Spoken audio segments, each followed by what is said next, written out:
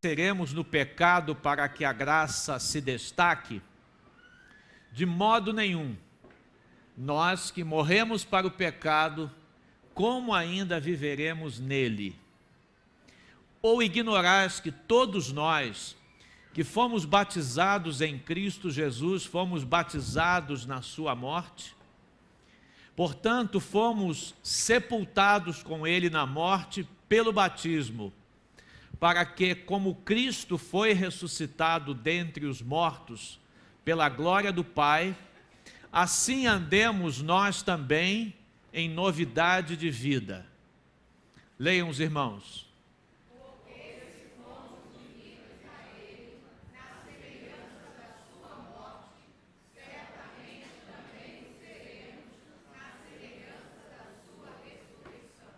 Pois sabemos isto, a nossa velha natureza humana foi crucificada com ele, para que o corpo, sujeito ao pecado, fosse destruído, a fim de não servirmos mais ao pecado. Pois quem está morto foi justificado do pecado. Se já morremos com Cristo, cremos que também viveremos com ele, sabendo que, tendo sido ressuscitado dentre os mortos, Cristo já não morre mais. A morte não tem mais domínio sobre ele. Leiam o 10.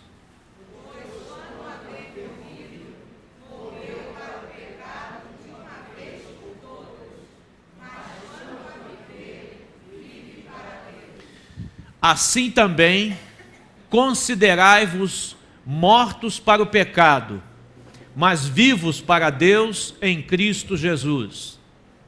Leiam.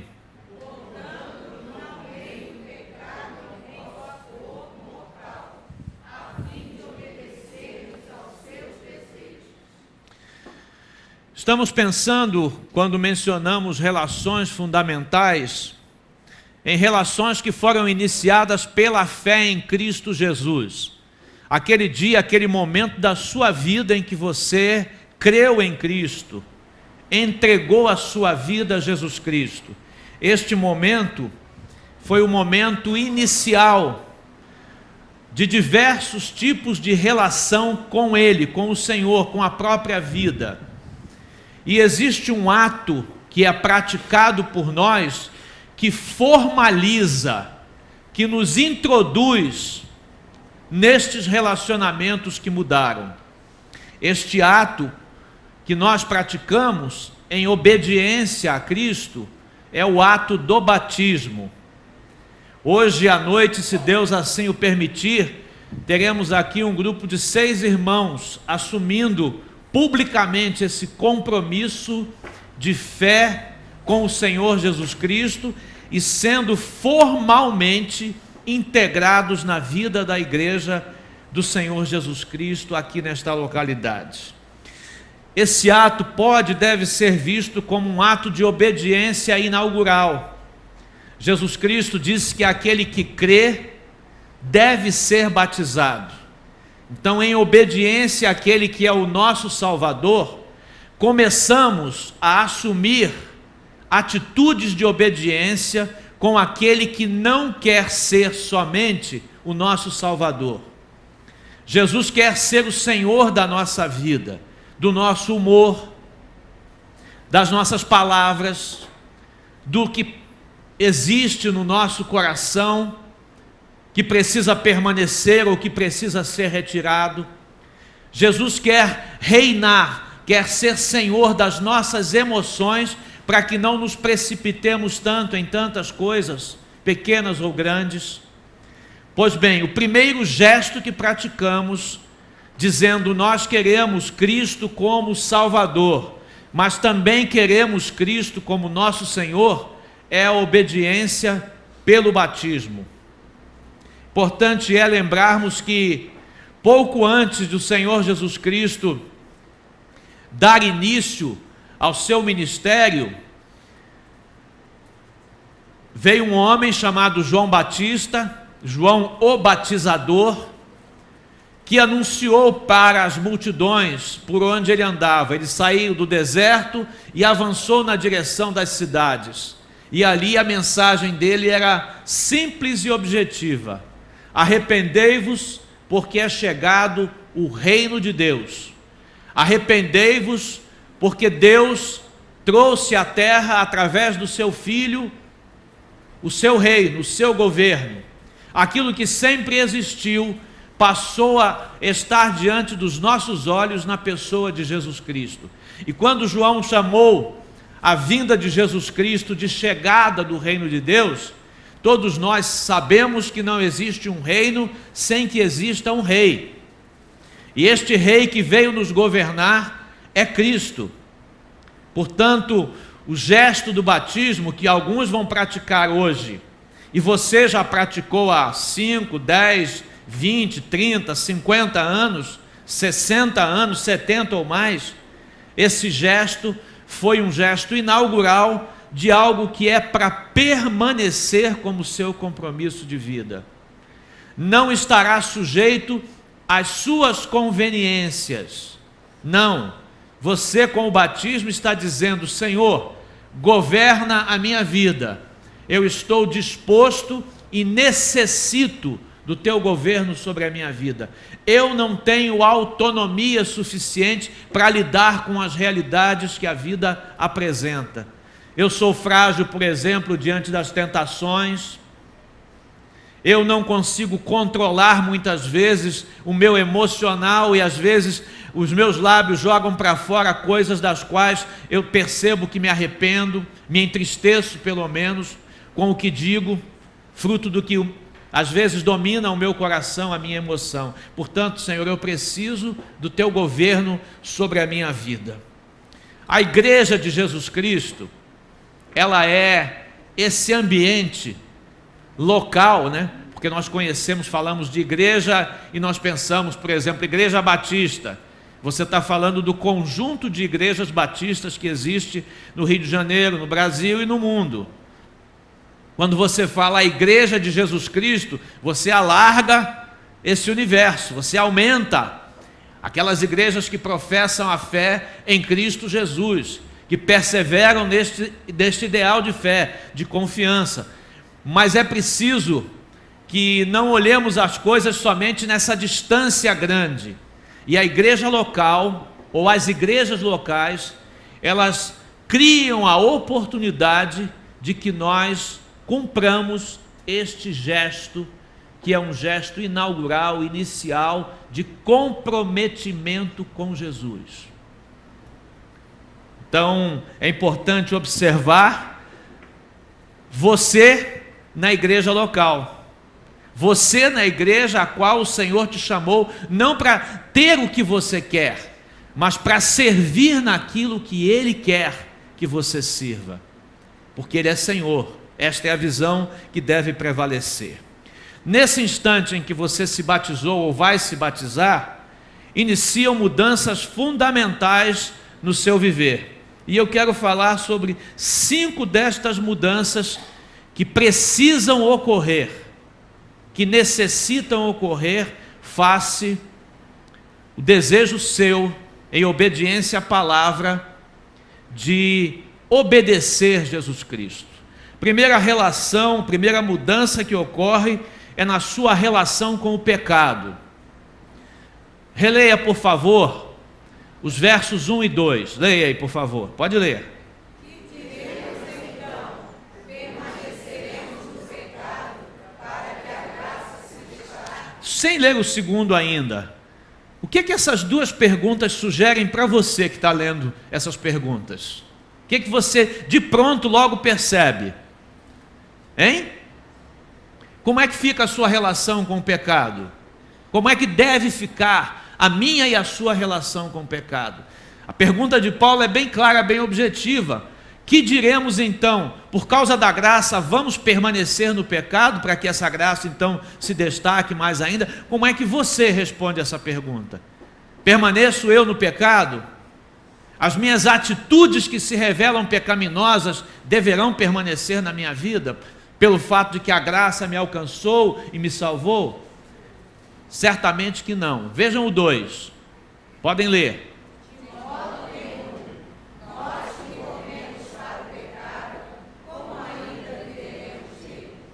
Eu gosto de pensar como o pecado é real na vida do cristão, como mesmo não querendo pecar, nós pecamos, transgredimos, cedemos às tentações que nos fazem odiar, que nos fazem separar, que nos fazem brigar, que nos fazem criar rixas, que nos fazem separar, que nos fazem tantas coisas, tantos males, né? O pecado traz. Pois bem, eu gosto de pensar que, diferentemente na vida do cristão, o pecado deve ser visto como acidente, não como hábito.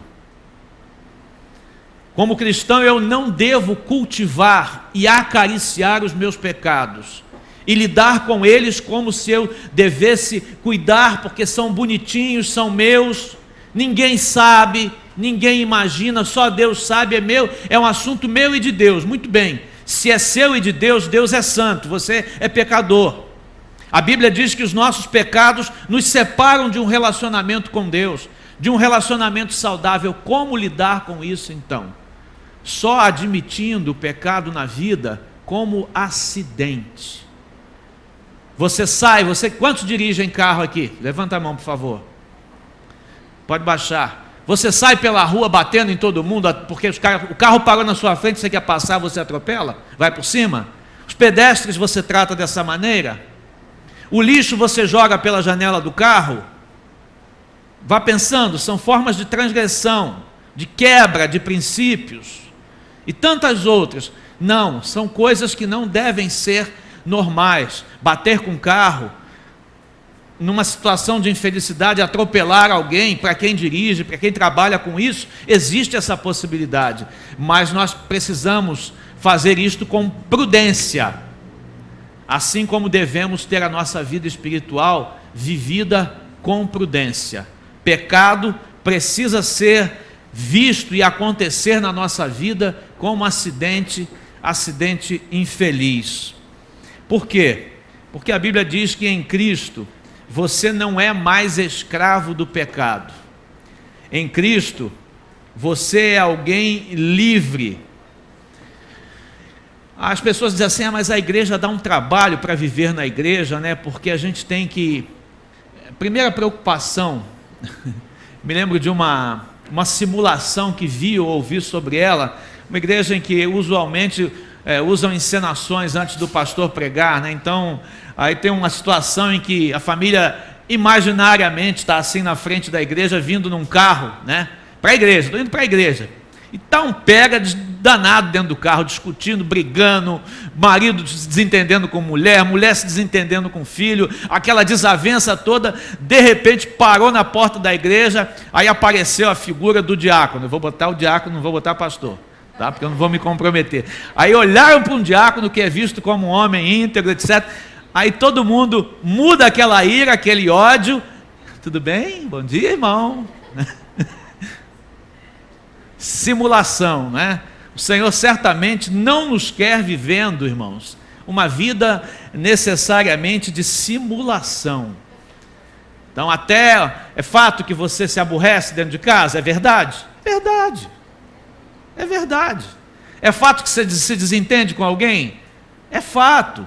A questão não é o acidente ter acontecido. A questão é como você lida com o acidente que aconteceu, com a sua fragilidade. Quando nós começamos a admitir que certas coisas não devem ser como têm sido, nós começamos a ter uma chance de mudar essa nossa relação. Nós começamos a buscar ouvir do Senhor que nos salvou e quer nos governar, as instruções que Ele tem a respeito da nossa ira, da nossa revolta, de como tratar os diferentes, como reconhecer e respeitar as diferenças. Tudo isso tem que fazer parte, porque nenhum de nós, essencialmente como homens, mesmo sendo cristãos, nós estamos no domínio da sabedoria e da ciência. Nós não conhecemos todas as coisas, nós imaginamos, nós percebemos, é o nosso jeito de lidar. Então é importante demais que que o Senhor seja o governo sobre a nossa mente e o nosso coração. Precisamos testar e reconhecer os equívocos que praticamos. Não sendo escravo mais do pecado, é necessário superar fragilidades que significam escravidão do pecado. Vou propor uma coisa para você que eu tenho que propor para mim a minha vida inteira. Reconhecer qual é o seu ponto frágil ou os seus pontos frágeis. Teste isso na relação humana. Não olhe para Deus para Ele observar, você vai se sentir talvez distante da realidade e você vai se justificar. Olhe para os seus relacionamentos humanos. Como é que eles estão se dando? Como é que eles estão funcionando no seu dia a dia? É por aí que o Senhor precisa governar o nosso espírito. É por aí. É por aí. Outra pista interessante é que a Escritura diz no Velho Testamento que o homem valente, o que predomina ou o que domina, não é o que vence e governa uma cidade, mas é aquele que domina o seu próprio espírito. Esse é o valente. Agora, sabe quando nós conseguimos essa valentia toda? Paulo diz: quando eu sou fraco, então eu sou forte. Quando eu reconheço, quando eu me apresento diante do meu Senhor e reconheço aquele meu ponto fraco, aquelas minhas fragilidades, aquele lugar onde eu sempre tropeço, aquelas situações nas quais eu não resisto e eu chuto o balde, e chuto as pessoas também que estão próximas ao balde. Importante pensar nisso. Mudou a partir do momento, ou deve estar mudando a partir do momento em que você inaugurou a sua relação com a igreja de Jesus Cristo através do batismo. Porque é pontuada a igreja. A salvação se dá antes da igreja, a salvação no sentido prático, humano, a salvação se dá pela fé em Cristo Jesus. Mas a transformação e o senhorio de Cristo se dá na vida da igreja. E a igreja, por isso que eu falei que a igreja é uma bênção, mesmo a gente achando, fulano é chato, Beltrano é diferente, o outro gosta de um outro time, o outro é um outro partido político, o outro... Essas coisas, irmãos, elas devem ser vistas secundariamente e respeitosamente.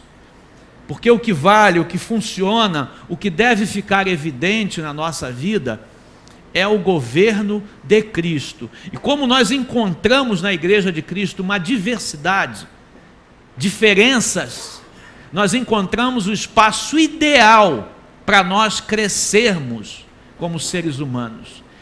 Sem enfrentar diferenças, sem respeitar diferenças, sem considerar diferenças e diferentes, nós não crescemos. Nós não crescemos. Nós vamos ficar o mesmo. Houve uma prática dos monges na Idade Média, eles se escondiam nos mosteiros nas rochas, ou nos mosteiros ou nas rochas, onde existiam umas cavernas, e ali eles praticavam a fé. Ali, meus irmãos, era muito fácil praticar a fé. Você não tem ninguém para te incomodar, não tem ninguém para te contrariar, não tem ninguém para colocar a sua confiança em Deus em prova. Então ali no isolamento, do distanciamento, mas a igreja é essa diversidade. Por isso que quando Cristo reúne aqueles 12, já tem lá um Judas que vai se revelar o Judas, já tem lá o Pedro que é irado, já tem lá João e Tiago querendo que desça fogo do céu contra os diferentes. Desce fogo do céu, eles pensam diferente da gente, desce fogo do céu. A igreja nos testa. E isso devemos dar glórias a Deus, porque nessa diferença nós aprendemos com aquilo que Cristo nos ensinou. Por exemplo, num ambiente de divergência entre os discípulos, Jesus Cristo pontuou com toda a clareza: se você quiser ser grande, ser o primeiro, ser o maior, seja você o que sirva, seja você aquele que serve. Seja você aquele que serve. É assim que se dá esse relacionamento, ou deve se dar. A palavra do Senhor nos ensina então, o batismo significou que quando você entrou nessa vida, você assumiu esse compromisso, você estabeleceu uma nova relação com aquilo que a Bíblia chama de pecado, hamartia, errar o alvo. Agora você quer acertar o alvo da sua vida. Você quer qualificar a sua vida aprendendo de Jesus.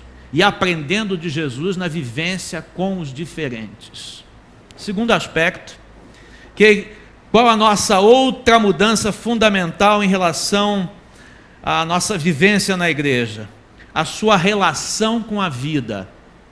Ponto 2. A sua relação com a vida deve mudar. Deve mudar.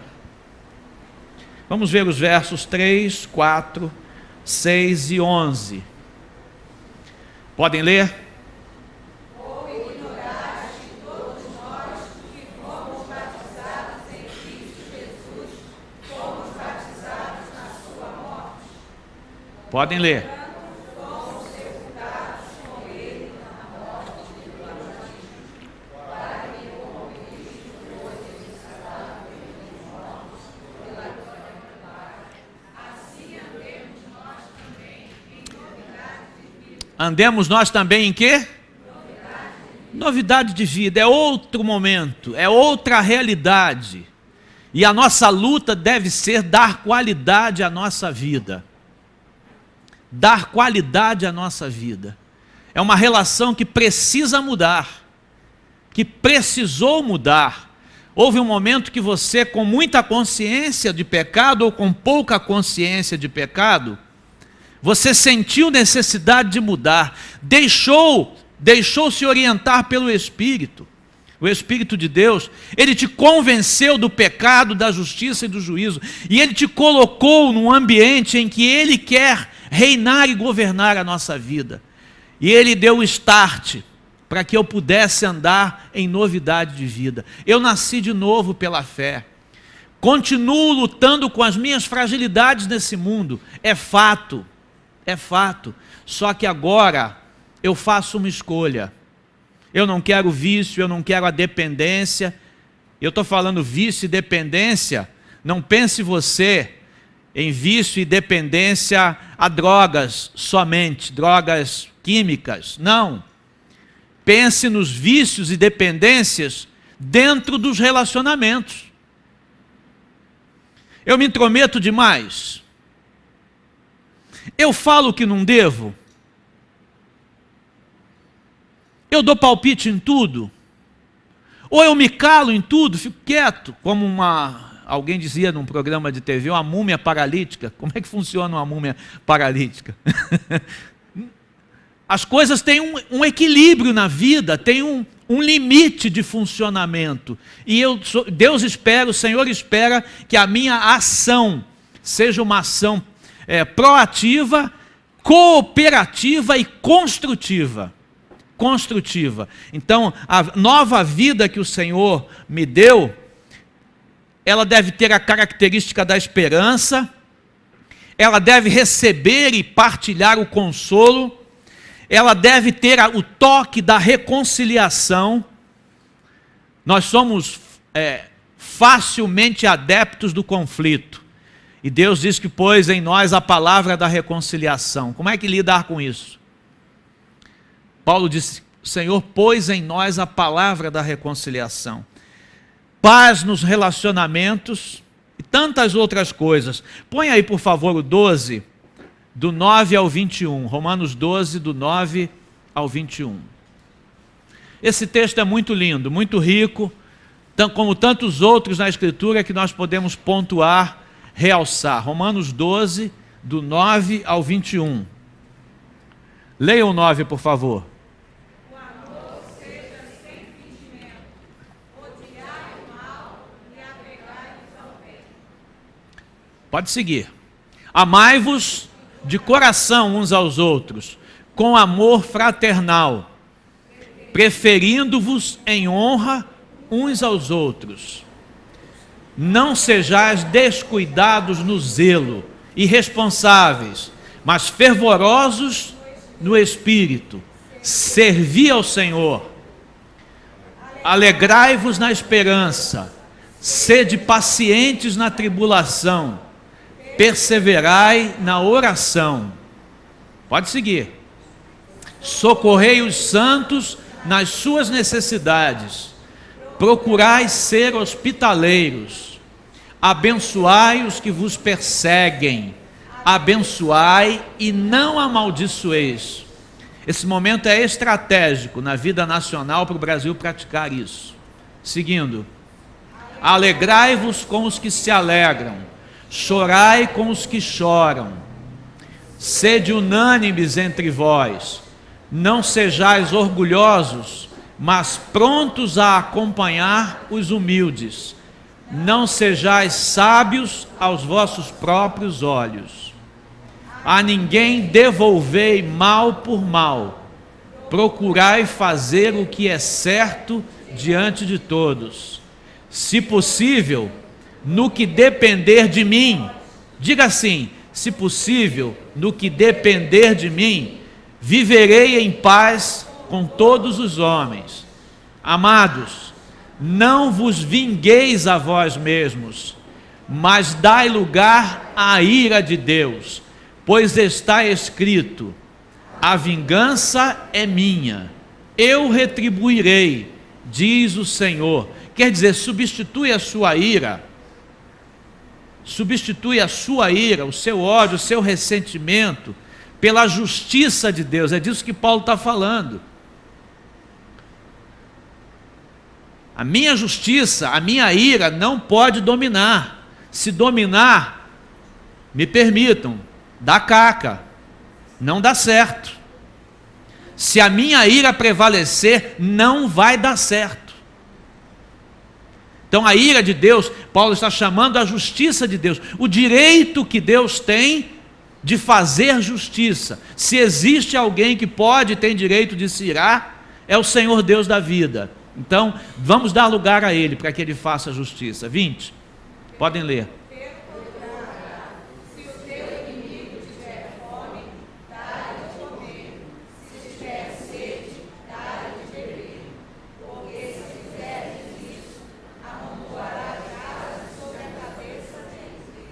Não 21. te deixes vencer pelo mal, mas vence o mal com o bem. São traços que devem prevalecer na novidade de vida. Você não aceitou o Cristo e não disse: a minha vida é nova? Não creu naquilo que Paulo disse? Se alguém está em Cristo, nova criatura é. Essa nova criatura brota de um relacionamento de obediência que apenas começou quando você obedeceu para o batismo. Você creu, você obedece para o batismo. Aquele foi o primeiro gesto prático de obediência na vivência dos diferentes, reunidos no corpo. A partir daí, olha uma quantidade enorme de ensinamentos que a Escritura nos favorece, apresentando-os a cada um de nós. Então mudou e deve mudar a relação com a vida. Isso é qualidade de vida, tá? Viver assim é viver em qualidade de vida. A gente pensa que é outra coisa. Não é. Viver em qualidade de vida é construir ao seu redor uma vida em que a harmonia entre você e Deus, e você e o seu próximo, sejam cultivadas, sejam alimentadas a partir de você. Terceiro, outra relação fundamental que muda. Terceiro, qual é a relação que muda? Podem ler? A sua relação com o sentimento de culpa deve mudar. Sentimento de culpa. Posso fazer uma pesquisa aqui? Quantos aqui em algum momento já se sentiram culpados por terem feito isso ou aquilo outro, e se sentem devedores à vida? Levanta a mão, por favor. Vou levantar para cooperar também, porque estou na história também, tá? Faz parte. Nós já reconhecemos em algum momento que nós podíamos ter agido melhor, e às vezes a gente pode ficar arrastando isso para frente, para trás. Gosto de pensar que se a gente arrasta essas coisas, quando nós arrastamos isso por muito tempo, é como se estivéssemos arrastando um cadáver pela rua. Cheira mal, incomoda terceiros, não reflete vida no nosso próprio viver, não refletimos, etc. Então, essa relação com o sentimento de culpa precisa mudar. Por que ela precisa mudar? Porque você quer. Você querer é algo fundamental, mas a Escritura diz para você, veja o verso 7 desse texto. Podem ler? Pois quem te amou foi justificado do pecado. Vamos pensar nisso aí, deixa o texto aí. Paulo está falando da morte de Cristo, ele morreu. E a Bíblia diz que Jesus Cristo morreu para nos favorecer, morreu em nosso lugar. E Paulo diz que quando nós o reconhecemos pela fé, nós cremos em Cristo, nós reconhecemos a sua morte, cremos nela e reconhecemos a sua ressurreição.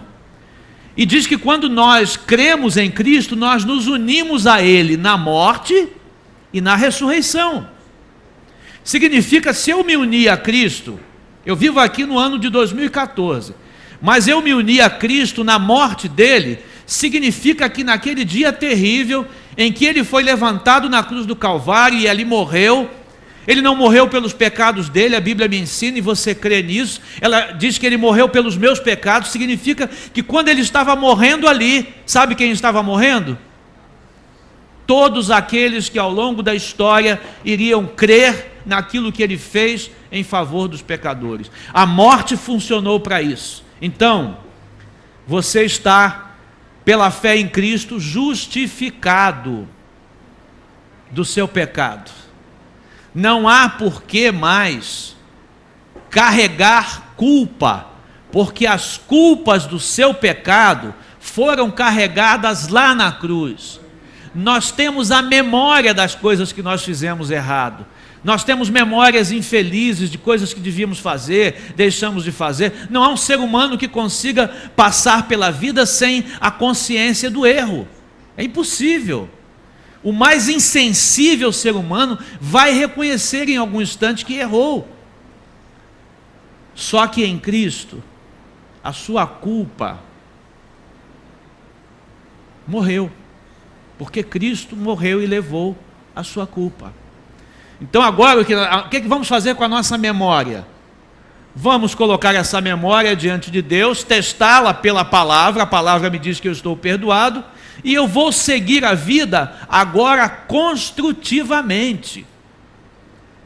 Eu não carrego, não preciso viver mais esta realidade infeliz do sentimento de culpa. Jesus Cristo, em João 8, 32 e 36, nos disse assim, leiam por favor. Conhecereis a verdade, e a verdade vos libertará. 36. Se for o Filho vos libertar, verdadeiramente sereis livres. Agora Romanos 8, 1 e 6.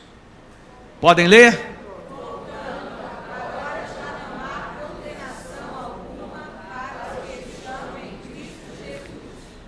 Olha onde você está comprometido agora. Pois a mentalidade da carne é morte, mas a mentalidade do Espírito é vida e paz. Qual é a mentalidade que tem que prevalecer no Filho de Deus? Do Espírito Santo de Deus que habita em você. Portanto, é vida e paz. Carregar culpa faz parte de uma outra história anterior àquela em que você creu em Cristo e assumiu o compromisso de se batizar, reconhecendo a necessidade de obediência e integração no corpo de Cristo. Em Cristo você está liberto da culpa e do pecado. A sua relação com o serviço de Deus também muda. Também muda, é o ponto 4, né?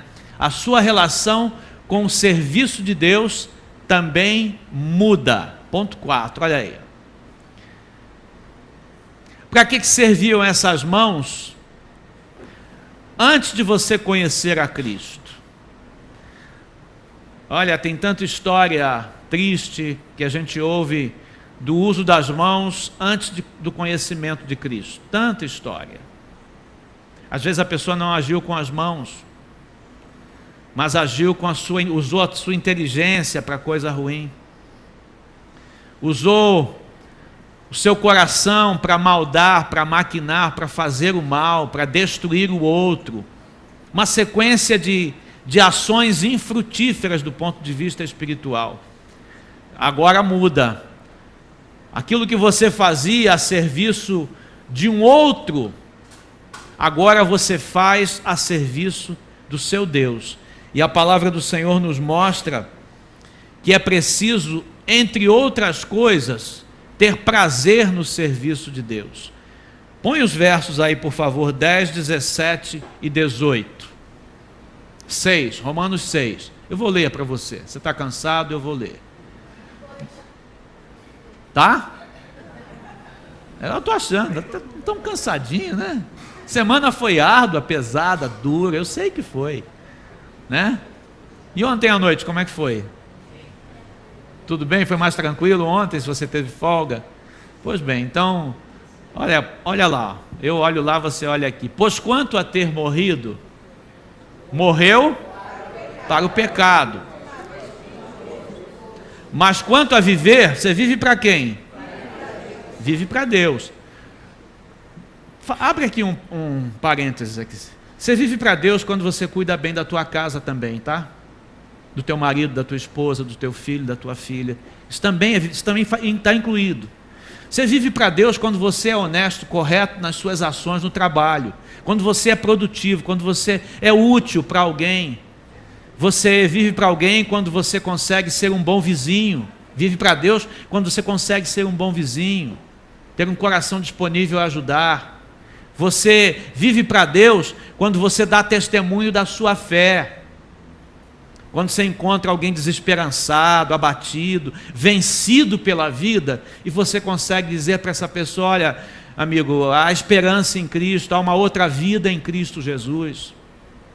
Quando você cede o lugar para alguém que você está vendo que está mais cansado que você, né? No ônibus, e você cede o seu lugar, é um momento pontual de você dizer: olha, tá aqui, senta aqui, por favor. Aí a pessoa diz assim: não, tem alguns idosos que são, não, eu não preciso não. É idoso orgulhoso, conhece? Tem. Não, senta aí. Essa semana eu falei para uma pessoa: senta aí, por favor. Eu vi que eu não ia dizer que tinha cabelo branco, porque eu não tinha, ele ainda tinha. Mas eu vi que ele era mais velho, estava caidinho, cansado. Eu disse: senta aí. Não, não precisa não. Senta aí, por favor. Aí levantei. Aí ele olhou e tibum, sentou. Porque o corpo estava pedindo, é assim. Então a gente deve viver para Deus em tantas circunstâncias da vida, meus irmãos. Essas coisas todas respondem pelos ensinos que a Escritura contém. É uma forma, não é novidade de vida. Esse mundo vive disputando tudo, lutando por tudo, atropelando tudo, usando as coisas mais e menos escrupulosas para um superar o outro. Enfim, é uma luta desigual, e Cristo nos propõe uma vida diferente, a partir da própria experiência do Filho de Deus aqui nesse mundo. Então, servir a Deus, você você tem ou deve ter prazer no serviço de Deus. Ele é parte essencial da sua relação com o Senhor, incluída a ação na igreja. Isso é importante dizer uma coisa para você sobre a igreja. Deus não quer você escravizado pela igreja.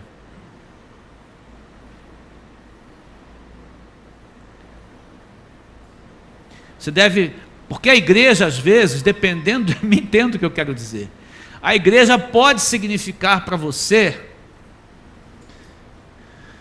um ativismo pelo ativismo.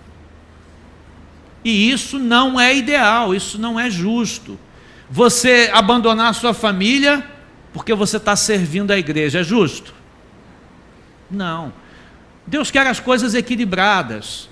E Deus nos deu dons e talentos diferenciados para todos nós podermos servir ao Senhor, na igreja inclusive. Mas como a gente tem que servir na família, tem que servir no trabalho, tem que servir no dia a dia, tem que servir no relacionamento. Então, é maior do que o espaço efetivo de ação na igreja. Percebam, a igreja é uma parte fundamental. Ela é a igreja de Cristo, o corpo de Cristo. Mas ela não pode dominar a tal ponto que ela exclua os valores significativos que compõem toda a história da minha vida. Quinto e último, a sua relação com a liberdade mudou. Essa relação fundamental mudou. A Bíblia diz que você é livre. Nós já vimos aqui textos bíblicos que falam sobre essa liberdade. Por isso que o texto começa lá em Romanos 6:1, Paulo fazendo aquelas perguntas, né? De que maneira eu vou viver? De que modo eu vou viver? Vou ser continuar sendo escravo do pecado, para depois dizer que eu sou escravo do pecado, mas eu sou abençoado pela graça, onde abundou o pecado, superabundou a graça. Eu vou usar isso como meio de defesa, argumentação de defesa, por conta dessa questão do uso da liberdade. Porque a liberdade para o cristão é um caminho junto, unido com a responsabilidade. Você é tão livre quanto é responsável.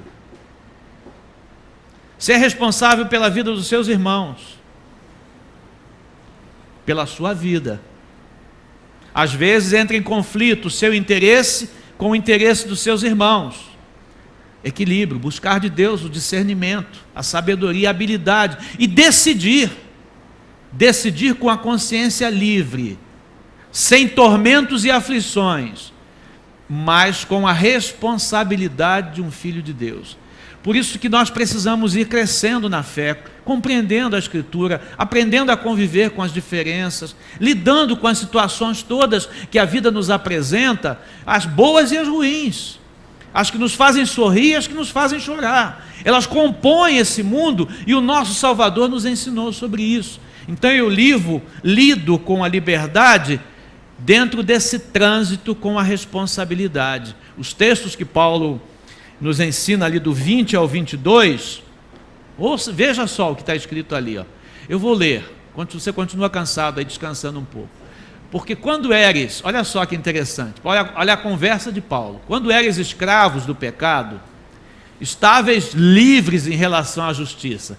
Quer dizer, você não tinha nenhum compromisso com o que é justo, o que é certo, você queria se dar bem, você queria prevalecer, você queria dominar, você queria ser a pessoa digna de atenção, ou por outro lado você se sentia um ser desprezível, não tem espaço mesmo nessa vida, ninguém me ama, ninguém me quer, eu sou um traste, eu sou isso, enfim, você escolhia, você não tinha uma relação, um vínculo, uma responsabilidade com aquilo que significa a justiça de Deus. Verso seguinte, 21. E aí Paulo faz uma pergunta: e que fruto colhestes das coisas de que agora vos envergonhais? Quer dizer, agora você sente vergonha da forma como você vivia, as escolhas que você fazia. Aí ele levanta essa pergunta: naquela época, qual é o fruto que você colheu das suas ações? Paulo diz: o fim delas é a morte. E olha o 23, aonde ele nos leva. Podem ler? 22, aliás. Mas agora, libertos do pecado e tendo sido feitos escravos de Deus, tendes o vosso fruto para a santificação e por fim a vida eterna. Paulo gosta muito de usar essa expressão doulos, que significa escravo, porque Paulo diz que em muito tempo ele se sentiu escravo da sua própria justiça, da sua própria forma de ver o mundo, mas que em Cristo ele conheceu um amor que ele desconhecia. Sobre este amor ele chegou a dizer: o amor de Cristo nos constrange, é constrangedor, eu não mereço, Cristo me amou nesse nível. Então Paulo gosta de usar isso para dizer: eu me tornei por amor, por causa desse amor, um escravo do Senhor, um escravo de Deus. Mas veja, essa escravidão produz na nossa vida, no nosso dia a dia, santificação e, por fim, a vida eterna. Quer dizer, a liberdade que você tem não deverá te distanciar da santificação. Ninguém será totalmente livre no sentido bíblico do termo, longe de santificar a sua vida. É um engodo, é um engano. Quando eu pescava lá com o Edilar e o restante da turma, havia um momento que o peixe não estava vindo, pegava aquela miscelânea que tem no ventre do peixe, né? Como é que chamava? Vísceras do peixe, e de repente fazia aquilo, jogava dentro d'água, logo alguns peixes afloravam e aquilo servia como engodo. Era um engano para o peixe subir e morrer preso ao anzol de alguém, ao recurso de pesca de alguém, né? Pois bem, nós não podemos deixar que a nossa vida seja dominada pelo engodo de uma falsa liberdade. Falsa liberdade é quebra do propósito eterno de Deus para a nossa santificação, que não é, olha o que é santificação, porque essa palavra também, as pessoas morrem de medo dela, morrem de medo, porque qual é a questão? Porque no catolicismo se diz que uns foram tão diferenciados que se tornaram santos. A Bíblia não, a Bíblia diz que em Cristo nós fomos separados, todos somos santos. Paulo chama a igreja de Cristo de santos. Os santos, por quê? Separados para essa nova vida, para essa vida nova. É disso que a Escritura fala. Então nós não podemos quebrar, frustrar essa expectativa de Deus a nosso respeito. No momento em que você se batizou, entregou sua vida a Cristo, se integrou na igreja de forma inaugural pelo batismo, esse momento você diz: Senhor, eu quero toda a liberdade, mas eu quero junto com ela toda a responsabilidade. Eu tenho um compromisso contigo de viver separado para os teus propósitos, santo para os teus propósitos. Então, em Cristo, meu irmão, minha irmã, essas coisas mudaram, ou precisam mudar. Deve continuar mudando. Não foi à toa que entramos nesse ambiente da igreja. Mas não dá, como já vimos de início, mas todo mundo é imperfeito. É isso mesmo, Quem passa por classe de orientação minha, quando eu começo, eu digo logo: igreja não é céu. Igreja não é o céu. Igreja é um lugar de imperfeitos, e aqui nós desenvolvemos a condição de dar suporte um ao outro, de perdoar, de reconciliar. É isso. Em Cristo, essas relações precisam continuar mudando. Amém?